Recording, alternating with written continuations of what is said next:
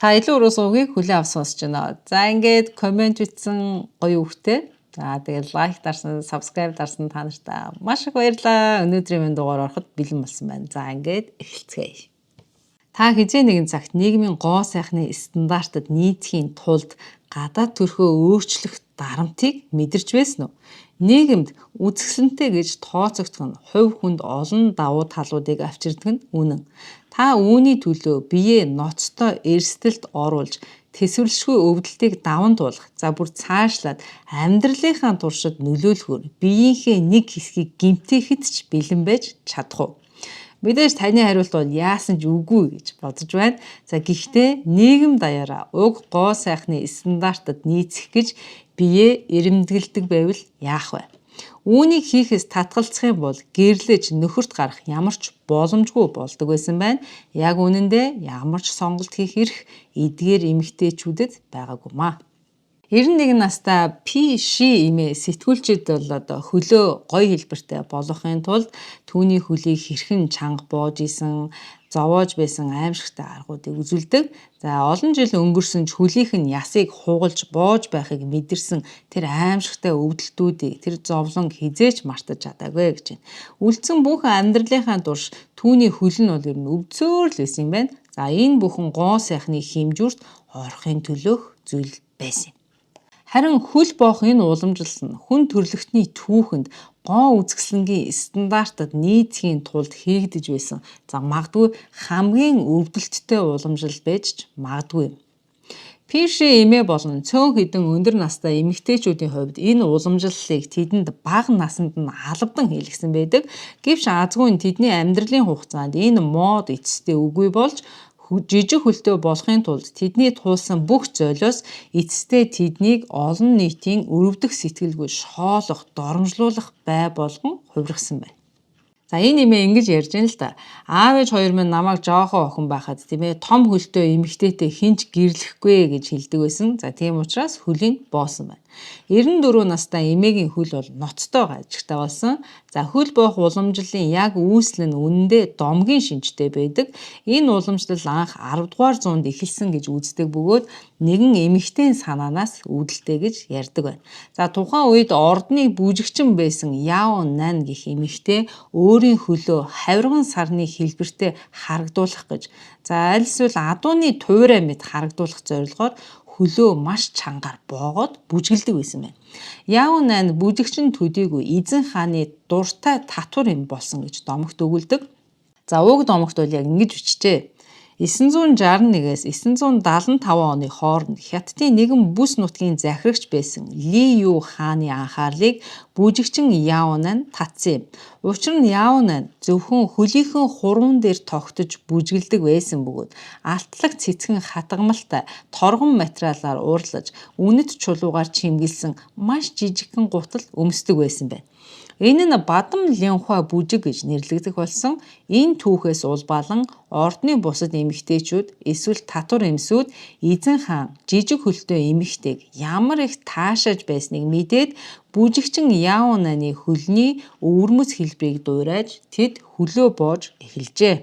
За бас өөр нэгэн ч домог байдаг. За хөл боох уламжлал нь анх Хятадын Шан улсын нэгэн хатан хаанаас үүсэлтэй гэж ярьдаг байна. За тэр хатан хаан төрөлхийн хөлний гажигтай төрсөн бөгөөд түүний хөлний хэлбэрийг жоохон тодруулж ярих юм бол тийм ээ нэг тийм хөлийн тавхаан ингээд мөрийцэн за ингээд тавхаан мөрийгээд арагшаага эргэсэн байрлалтай байсан бөгөөд за тэрээр ордондоо тийм ээ хөл боох уламжлалыг бол бүгд заавал хийх ёстой гэсэн журмыг гаргасан байдаг юм байна. За ингээд хөл боох уламжлалын гарал үүсэл нь ер нь ямар ч байлаа гэсэн уг уламжлал айжмаар ордны татвар эмс болон дээд зиндааны эмэгтэйчүүдийн дунд бол дэлгэрч эхэлсэн. Ингэснээр боосон хөл нь эмэгтэйчүүдийн нийгмийн өндөр байр суурийг илтгэх бэлэг тэмдэг болсон. Мөн жижиг хөл нь эмэгтэй хүний төгс дүр төрх, нарийн дэг жаяг, гоо сайхны илэрхийлэл гэж нийгэмд цооцогдож эхэлжээ. За энэ нь яг л одоо Викторийн үеийн Англид тийм ээ нарийнхан бэлхүүсийг хүсэмжилж байсан үзэлтэй бараг адилах юм болов. Анх энэ уламжлал нь зөвхөн нэгэн бүс нутгийн заншил байсан ч хожимо хятад даяар түгэн дэлгэрч олон хаанчлал дамнсан одоо тийм бүр зан үйл уламжлал болж хувирсан байна. За бүр цаашлаад хот суурин газраас эхлээд хөдөө орон нутагт хүртэл тархжээ. 19-р зуун гэхэд энэ уламжлал хэвийн үзэгдэл болчихсон байсан. За боосон хөл нь зөвхөн эмэгтэй хүнээс хүлээгддэг зүйл байгаа зогсохгүй. Түүний хөлийн хэмжээ жижигхэн байх тусмаа л одоо маш сайн одоо гэрэлтийн саналыг авах тодорхой хэмжүүр болдог байсан. Өөрөөр хэлбэл юм бол одоо боосон хөл нь тийм ээ одоо тухайн эмэгтэй за тэдний одоо арга ах トゥ амраг садны эдийн засгийн хэмжээг тодорхойлох за нэг төрлийн бараг л одоо үнэт валют шиг тооцогдож ирсэн байна. За энд нэг маш сонирхолтой баримтыг та бүхэндээ дурдъя. Хамгийн хүсэмжит хөлийн хэмжээ болно шүү дээ, тэ 7.6 см байсан бөгөөд үүнийг алтан бадамлын ухаа гэж нэрлэдэг байв. Харин 10 см-ийн хэмжээтэй хөлийг мөнгөн бадамлын ухаа гэж нэрлэдэг байсан бөгөөд энэ нь бас хүндлэлтэй тооцогддог байсан ч алтан бадамлын ухаатай адил төгс хөлөнд ордоггүй байсан. За хамгийн харамсалтай нь 12.7 см хэмжээтэй хөлийг төмөр бадамлын ухаа гэж нэрлэдэг байсан бөгөөд за ийм хөл нь бол нийгэмд төдийлөн үнцэнд хүрдэггүй жээ.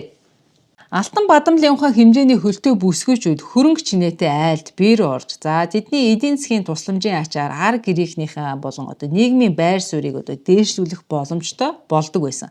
Харин төмөр бадамлын ухаан хөлтөө бүсгүйчүүд одоо гэрлэх санал олоход ч тэдэнд одоо маш хүндрэлтэй байсан байна. Хөл боох уламжлал охтыг бол 3 нас, за 6 настайд эхэлдэг байсан. За ерөнхийд нь аваад үзэх юм бол охтыг 3-аас 12 настай одоо байхад нь хөлийн боодог байсан байна.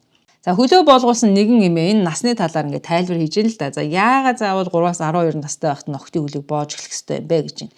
За учир нь бага насны охтын ясан зөөлөн байдаг учраас бооход илүү амархан шинэ хэлбэрт ордог гэж хэлжээ.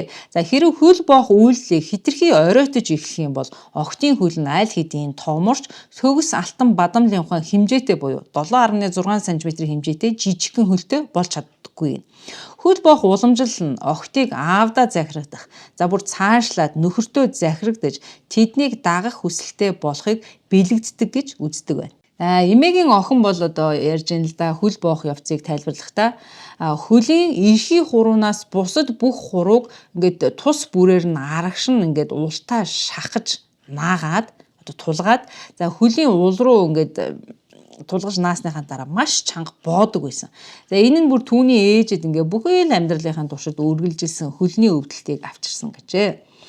Охтыг бага зэрэг том болж ухаан орсныхын дараа тэсвэрлэшгүй өвдөлтөнд яагаад өртөх ёстойг тэдэнд тайлбарлаж ойлгуулах боломжтой байдаг гэж үзсэн учраас за охтын хөл боох насыг тодорхой заадаг байсан байна. Мөн зарим их сурвалжид бичснээр хөл боох үйл явц нь ихэвчлэн өвлийн уйлралд хийгддэг байсан. За учир нь хүйтэн цаг агаар нь өвдөлт мэдрэхийг багасгадаг байна. Харин хөлийг боох бодит үйл явц нь аимшигтай зүрх шимшрэн байсан. За хөл боохыг ер нь бол гэр бүл даяараа ингээд цугларч байгаад ингээд тусгайлан уламжлал одоо ёслол болгон одоо хийдэг байсан байна. За энэ ёслол зарим зан үйлийг бүр ингээд нэмж оруулсан төдийгүй муу ёр азгүй явдлаас сэргийлэх зорилготой одоо хийдгээ гэж үздэг байжээ.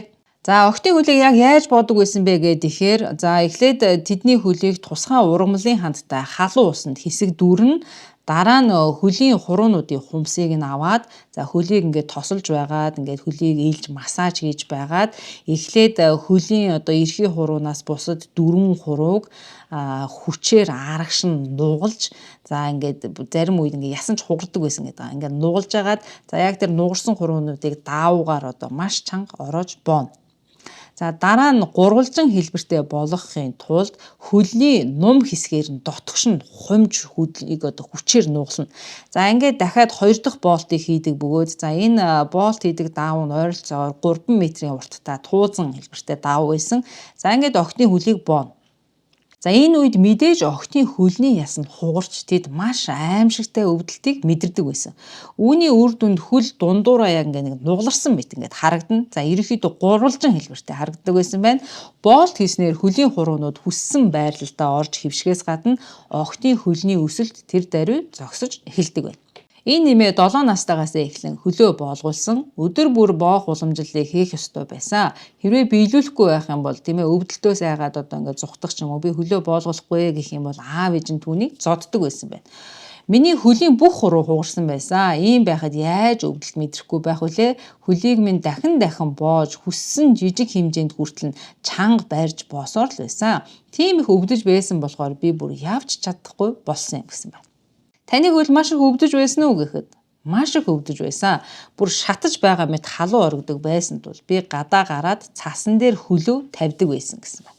За охидын хөлийн нум орчмын яс хугарсныг баталгаажуулахын тулд тэдний боосон хөлөөрөө удаан алхахыг албаддаг байсан. Удаан алхах нь охидын биеийн жинг ашиглаад хугарсан ясыг хүссэн хэлбэрт нь шахаж дарах зорилготой байсан.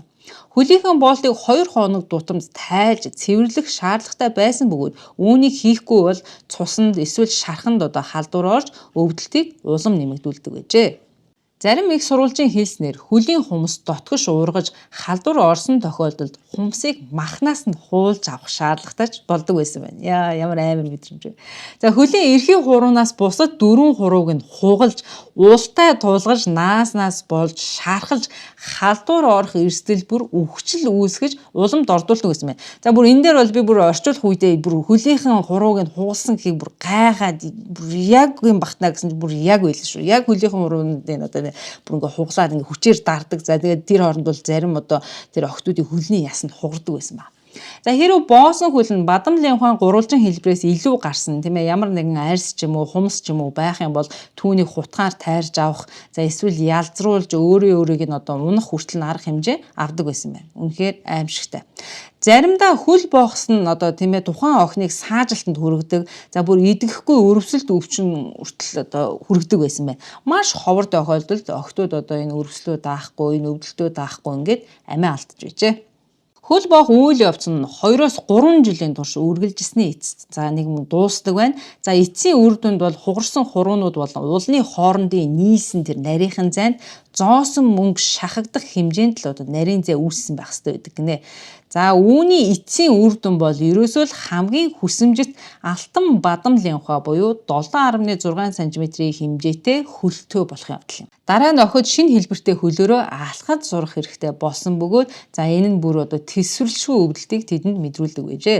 Эмэгтэйчүүдийг зөвхөн хөлөөр нь бус харин маш онцгой ялгарсан нэг тийм өвөрмөц алхалтын хэм маягаар нь тухайн эмэгтэй хөлөө боолгуулсан байна уу, гүй байна уу гэдгийг бол гаднаас нь хараад мэдэх боломжтой байдаг байна. Тэд зөвхөн хөлийнхөө эрхийн хуруу болон өсгий дээрээ л алхах боломжтой байсан тул ихэвчлэн маш жижигхэн богино алхам хийдэг байна. За хөлөө боосон эмэгтэйчүүдийн алхалтыг нэг үгээр тодорхойлох юм бол адууны туйраа шиг хөлтөө. За адууны туйран дээр алхаад байгаа юм шиг харагддаг гинэ. Амьдралынхаа туршид эдгээр эмэгтэйчүүд яс, үе мөчн, сулрах өвчнөд нэрвэгдэж нас ахих тусам хөдөлж явахын тулд ихэвчлэн таяг, за бүр цаашлаад суух таягч хэрэглэх шаардлагатай болдог байна. За энэ эмээгийн охин нь ярьж байна. Би ээжийг бол үнэхээр их өрөвдөж байна. Тэр бараг л алхаж чаддаггүй, хан туршиж өвдөлтөөсөө болоод зөвхөн өсгий дээрээ алхах хэрэгтэй болдог байсан гэж байна. Эхний хэдэн жилийн турш хөл нь бараг тэсвэрлэхийн аргагүй өвдсөөр л байсан. Гэвч олон жил өнгөрсөн хэрээр хуруунууд нь мдээгүй болж эцэст нь эмэгтэйчүүд хөлийнхэн өвдөлтийг бүрэн мэдрэхэ болдог байна. Бараг 1000 жилийн хугацаанд Хятадд сая эмэгтэйчүүдийн хөлийг боосоор ирсэн байна. Тухайн үед гэрлэхийг хүссэн эмэгтэй хүн бүр хөлөө боолгуулах ёстой байсан. Харин ядуу айлын охид эсвэл загас агнуурын ажил эрхэлдэг эмэгтэйчүүд хөл боох уламжлалаас мултарч чаддаг байжээ. Учир нь тэд хүнд хүчээр ажил хийдэг. За мөн завин дээр тэнцвэрээ алдан унах эрсдэлтэй байсан учраас хөл боох нь тэдэнд аюултай байсан байна. Зарим судлаачдын үзэж байгаагаар цаг хугацаа өнгөрөх хэрээр хөл боох уламжлал улам бүр туйширч газар авсаар ирсэн байна. Эрт үеийн эмэгтэйчүүдийн ясны олдвруудыг харахад эхэндээ тэдний хөлийг харьцангуй бага хэмжээтэй боож исэн. За ерөнхийдөө нарийнхан болох гэж л боож байсан байна. Харин дараагийн үеийн эмэгтэйчүүдийн хувьд хөлийг нь илүү жижигхэн болтол боодог байсан. За ясны олдвороос тодорхой харагдсан гинэ.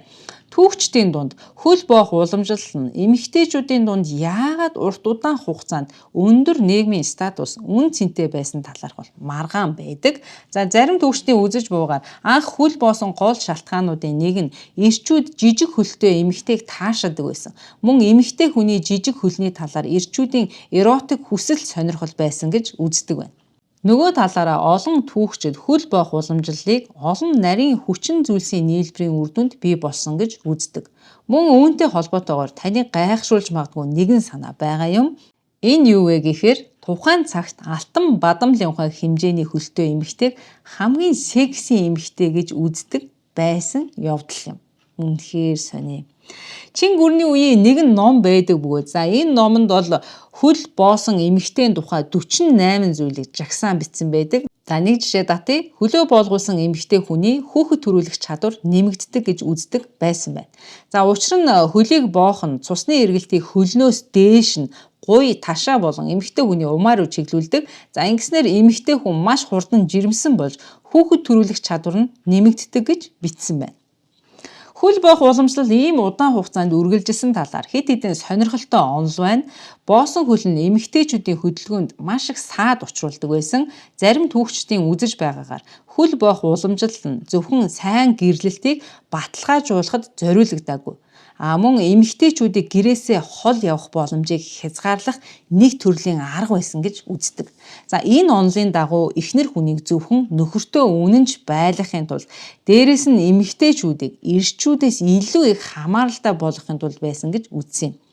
Гэхдээ шинэ судалгаагаар Хятадын хөдөө нутагт эмэгтэйчүүдийн хөдөлгөөнийг хязгаарлах нь өөр зорилготой байж байсан болохыг харуулж байгаа юм. За хөдөө нутагт охтыг зөвхөн хүнтэй гэрлүүлэхийн тулд хөлийг нь боодоггүй байсан. За тэдний хөлийг яагаад боож хөдөлгөөнгүй болгодог байсан бэ гэхээр гэр бүлийн эдийн засгийг дэмжихэд ажил хийлгүүлж туслуулахын тулд байсан. За хөлөө боолгуулсан охтын хувьд алхаж гүйх нь маш хүндрэлтэй байсан учраас тэд мөнхийн л ингээд сууж идэг эсвэл хөвтөж идэг. За тийм болохоор тэд суугаан ажлыг маш сайн хийж чаддаг байсан. Жишээ нь загсны тор нэхэх, утас eerэх, хувцас гутал оёх гэх мэт зүйлсийг хийх замаар охид гэр бүлийнхээ мөнгө санхүүд өөрсдийн хувь нэмрээ оруулдаг байжээ. Хөл боох уламжлал түгээмэл байхаа болсон ч даавуу нэхэх, гар аргаар гэртээ үйлдвэрлэл эрхлэх хэрэгцээ хөдөө нутагт байсаар байсан учраас тэд охидын хөлийг үргэлжлүүлэн боосоор байсан байна. 17 дугаар зуунд манжууд хөл боох уламжлалыг хориглохыг оролдсон байдаг. Энэ хоргийг тавих болсон шалтгаан нь хөл боох уламжлалын утга учир бэлэгдэлд чиглэж байсан юм байна. Мөн 1662 онд Чин гүрний үед хөл боох уламжлалыг хориглох дахин нэг оролдлого гарчээ. Гэвч хөл боох уламжлал Хятад даяар өргөн тархсан байсан учраас уг хоргийг 6 жилийн дараа буюу 1668 онд цуцалсан байна. 1874 онд Британийн нэгэн сүмийн лам Шанхайд хөл боох уламжлалыг эсэргүүцсэн анхны хороог байгуулсан байна. Энэ цаг үед бол барууны иргэд Хятад улс руу маш ихээр ирж, суурьшиж, амьдарч эхэлсэн бөгөөд тэдний дундаас хөл боох уламжлалыг хүчтэй эсэргүүцэгчид гарсан байна. Ингэж явсаар хөл боох уламжлал нь багассан ч гэлээ. Аль хэдийн боосон хөлтэй эмэгтэйчүүд зүй бус хүндрэлүүдтэй өөрийн амьдралдаа тулгарч эхэлжээ. Зарим нь гэрээсээ ч гарч чадахгүй байдлаасаа болж нөхөртөө хаягддаг байсан. Учир нь эрчүүд жижиг хөл модноос гарсан гэж үзээд өөрийн хөлөө боосон эхнэрээ хайдаг байсан байна. Боосон хөлтэй эмэгтэйчүүдийг томоохон хотын гудамжинд явж байх үед нь хүмүүс тэднийг доромжилж, хүчээр хөлийнх нь боолтыг тайрж, хайчаар ч юм уу хутгаар огтолж авдаг байсан байна. Энэ үйлдэл маш аимшигтай үйлдэл тооцогдно. Учир нь юу вэ гэхээр боосон хөлөө эмэгтэйчүүд ер нь хүндэж ил харуулдаггүй байсан бөгөөд бүр цаашлаад өөрийн нөхөртөө хүртэл хөлөө хизээж харуулж болдоггүй байсан юм. Гэвч эдгээр эмэгтэйчүүдийг доромжлох үзэл нь Мао удирдагчийн дэмжлэгийг хүртсэн бөгөөд тэрээр дахин эмэгтэйчүүдийн хөлийг боох юм бол боосон хөлтэй эмэгтэйчүүдийг олон нийтийн өмнө гаргаж байгаад доромжлох болно гэдгээ зарласан. 1912 онд Чин гүрний үе төгсгөл болж бүгд найрамдах Хятад улс байгуулагдаж анх удаа хөл боох уламжлалыг албан ёсоор хориглосон. Үүнээс жилийн дараа буюу хөл боох уламжлалыг хийсэн хүнийг мэдээлсэн тохиолдолд тухайн мэдээлэгчийг улсаас шагнадаг болсон байна. Гэвч энэ нь хөл боох уламжлалыг бүрэн зогсоож чадахгүй хэвээрэл байсан. За охидын хөлийг нууцаар үргэлжлүүлэн боосор байсан байна. За ингээд одоо айлуудаар хяналт шалгалтын хүмүүс явдаг байсан байна л да. За ингээд энэ Жо Гөөжин гэх эмээ бол одоо ярьж байгаа.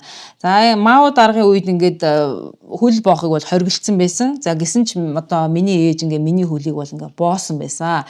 За ингээд хяналт шалгалтын хүмүүс ингээд манад ирэх үед бол ээж надад ингээд хэвийн хүний юм том гутал өмсүүлчдэг байсан. За тэнгуут л нөгөө хүмүүс одоо миний хөл рүү харчаад анзаарахгүй явдаг байсан гэж хэлж байгаа. За 1950-ад оны үед эдгээр эмэгтэйчүүдийг хүмүүс онцгойлон гадуурхдаг болсон. Учир нь коммунист нам ихэвчлэн биеийн хүчний хүнд хөдөлмөр хийхийг ард түмнээс шаардаж, харин хөлөө боолгуулсан эмэгтэйчүүд талбай дээр ажиллах нь хэцүү байдаг байсан байна. Заримдаа тэд суваг шуудуу ухах зэрэг маш хүнд ажил хийхээс өөр аргагүй болдог байсан. Энэ ажил нь жирийн хүндч хэцүү ажил байсан. Харин хөлөө боолгуулсан эмэгтэйчүүдийн хувьд бүрч илүү их өвдөлт, шаналл дагуулдаг ажил байсан юм. Тэд их өвдөлт мэдэрч хөдөлгөөн нь маш их хязгаарлагдмал байсан тул гэр бүлийнх нь ажлын нормоо биелүүлж чадахгүйд хүрч үүнээс болоод тэд хоол хүнсний хомсдолд ордог байсан юм. Нөгөө талаас Хятадын ихэнх нутагт хөл боох уламжлал зогссны дараа хөлөө боолгуулсан зарим эмэгтэйчүүд нэр алдрыг олж хөл боосон эмэгтэйчүүдийн бүжгийн хамтлаг байгуулад орон даяар аялан тоглолт хийдэг болсон байна. Сонирхолтой нэг зүйл бол хөл боох уламжлалын сүүлийн үеийн эмэгтэйчүүд өнөөдөр ч амьд байгаа явдал юм. 2000-ад оны дунд үед хөл боох уламжлалын сүүлийн үеийнхэн буюу 1800 орчим эмэгтэй амьдарч байсан. Энэ нэмийг Ван Лифун гэдэг. Ван Лифун 2007 онд 79 настайдаа Америкийн үндэсний радионд өгсөн ярилцлаганда анх 7 настай байхад нь түүний ээж хөлийг нь боосон бөгөөд тэр үед хөлийг бооход одоо хэрхэн өвдөж байсан, яг яаж боож байсныг ер нь бол санахгүй байна. Ван Лифун эмээ хөлөө боолгуулад хэдийн 72 жил өнгөрсөн ч гэлээ одоо ч гэсэн хөл нь маш их өвддөг тул заримдаа бүр алхаж чаддаггүй гэнэ. Түүний ээж нь бол урт насалж чадаагүй байна. За гэвч ээжигээ өнгөрсөн ч гэлээ Ван Лифун эмээ залуу наснасаа эхлэн өөрийнхөө хөлийг үргэлжлүүлэн боосоор иржээ. Тэр үнэндээ хөлөө боож өөрийгөө бол одоо зовоохыг хүсэхгүй байсан ч гэлээ зайлшгүй хийх ёстой зүйл мэт санагддаг байсан бөгөөд энэ дарамт шахалт нь одоо тосготоос ч гэсэн ирдэг байсан гэж хэлсэн байна. За мөн тэдний удмын хүмүүс тийм ээ эрэгтэй хүүхдүүдээ одоо заавал жижигхэн хөлтэй эмэгтэйтэй гэрлэхийг шаарддаг байсан байна. Эмээгийн нөхөр нь түүний хөлөө боолгуулсан залуу эмэгтэй байсан учраас гэрлэхээр сонгосон бөгөөд тэр хурмынхаа өдөр л анх нөхрөө харж исэн гэжээ. Өнөөдөр хөлийн болттой эмэгтэйчүүдээс тун цөөхөн амьд үлдсэн байна. За гэхдээ эдгээр эмэгтэйчүүд амьд түүхийн гэрч болжээ. Ван Лифун эмээ ярианыхаа төгсгөл хөл боох уламжлал устсанд би маш их баяртай байна. Одоо цагт эмэгтэйчүүд хурдан гүйж эрх дураараа алхаж чаднаа. Миний үеийн залуу эмэгтэйчүүд хөл дээрээ зогсоход ч хэцүү байсан юм шүү. Өнөө цагийн залуу эмэгтэйчүүдийн эдэлж байгаа эрх чөлөөнд атаархаж байна гэж хэлсэн юм. За ингээ өнөөдрийн маань дугаар үүгээр дуусч байна. Та бүхэн таалагдсан бол та яг одоо илүү өрөө сувг дээр subscribe, like дараарай гэж хүсье. Дараагийн дугаараар дахин уулзлаа. Баяртай.